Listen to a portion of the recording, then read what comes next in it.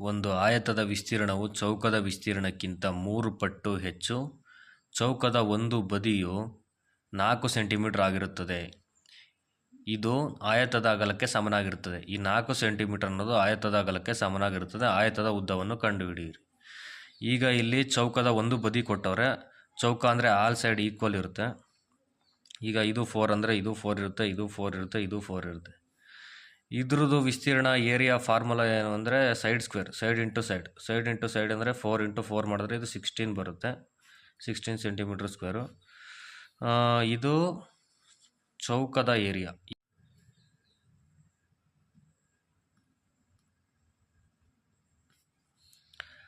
ಆಯತದ ಏರಿಯಾ ಇಲ್ಲಿ ಹೇಳಿದರೆ ಆಯತದ ವಿಸ್ತೀರ್ಣವು ಚೌಕದ ವಿಸ್ತೀರ್ಣಕ್ಕಿಂತ 3 ಪಟ್ಟು. ಏನು ಚೌಕದ ವಿಸ್ತೀರ್ಣ ಬಂದೈತೆ ಇದಕ್ಕಿಂತ 3 ಪಟ್ಟು, ಇದಕ್ಕಿಂತ 3 ಪಟ್ಟಾದರೆ ಇದು ಆಯತದ ವಿಸ್ತೀರ್ಣ. ಈ ಆಯತದ ವಿಸ್ತೀರ್ಣದಿಂದ ನಮಗೆ ಇನ್ನೊಂದು ಹೇಳಿದ್ದಾರೆ.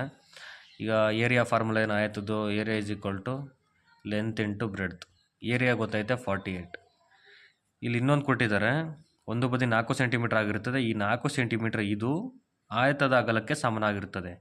ಆಯತದ ಅಗಲ 4 ಸೆಂಟಿಮೀಟರ್ ಅವರು ಇಂಡೈರೆಕ್ಟಾಗಿ ಹೇಳ್ತಾ ಇದ್ದಾರೆ. ಈಗ ಲೆಂತ್ ಕಂಡುಹಿಡಿಯಬೇಕು. ಬ್ರೆಡ್ತ್ ಎಷ್ಟಾಯಿತು? ಈಗ 4 ಸೆಂಟಿಮೀಟರ್ ಆಯಿತು.